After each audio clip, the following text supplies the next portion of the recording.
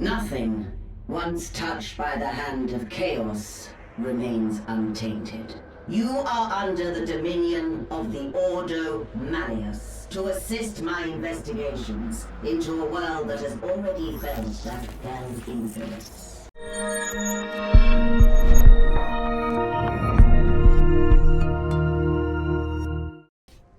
I've made the joke more than once that there's no genre of video game that the Warhammer 40k license won't jam its barbed claws into and take for a ride. We've had first-person shooters like Necromunda Hired Gun, the Left 4 Dead-alike Darktide, tactical offerings such as Mechanicus, a side-scrolling Orc-em-up in Shooter's Blood and Teeth, and even a full-bodied ARPG in Inquisitor Martyr. But now we've got what is probably the most simple and honest translation of Games Workshop's hyper-violent, war-torn hellscape in Warhammer 40,000 Boltgun.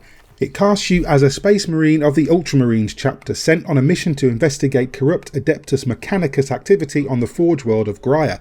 After your dropship crash lands on the Chaos-infested planet, your mission becomes pretty simple. Kill the ever-loving shit out of every xeno, heretic and slathering chaos beast that so much as looks at you funny. Actually, scratch funny. Hell, scratch looks at you too, just kill them all. If there's time, maybe gather that intel for the Inquisitors while you're there.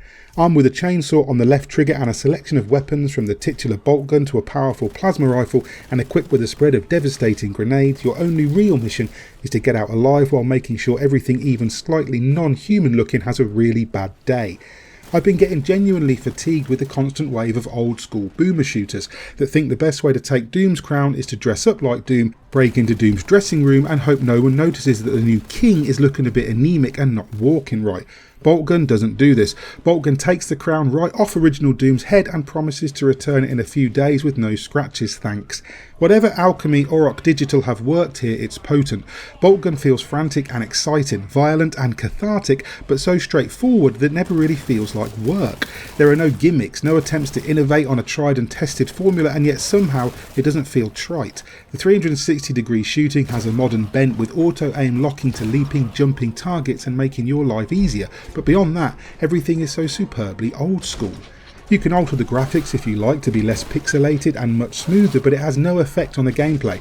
Either way, there's an impressive level of detail in the environments and the enemy design is great. It's easy to tell exactly what you're shooting at in just a glance. Of course, this being a Warhammer 40k game, there are skulls everywhere. In the decor, on your guns, I feel like furry dice in this universe would just be little dangling skulls.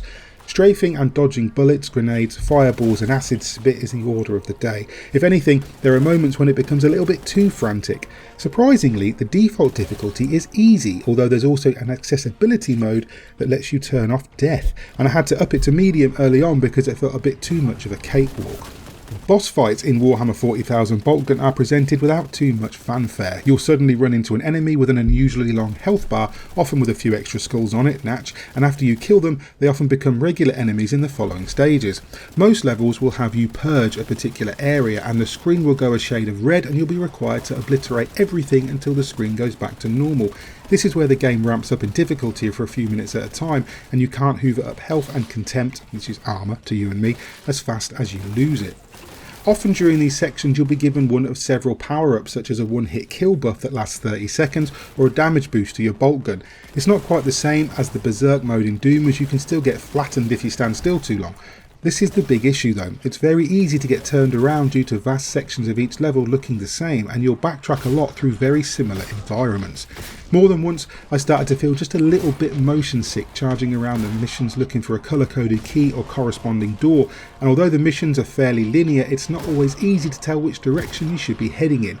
You have a servo skull floating around with you that will often tell you if you're going the right way or if there's a pickup or secret nearby, but who's got time to read when you're dodging nurglings and pink horrors all over the shop? One day boomer shooters will come up with a different progression system to coloured keycards, but today is not that day. Boltgun is a frantic, old-school shooter that puts all the emphasis on cathartic fun. As such, the mindless violence can sometimes come into direct conflict with the not-so-intuitive level design, and it's easy to get turned around and lost during hectic gunfights.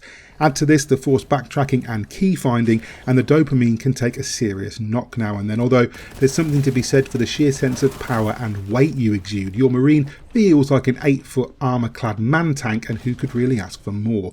Despite that though, Warhammer 40,000 Boltgun is a game that knows exactly what it wants to be. It sets out its stall early and rarely deviates from the plan, but what could be considered just another also randomer-like is saved by some awesome shooting and a healthy regard for squibbing Chaos Terminators. Is it new and fresh? Not really, but it's great fun, and for that reason I'm going to score Warhammer 40,000 Boltgun an 8 out of 10.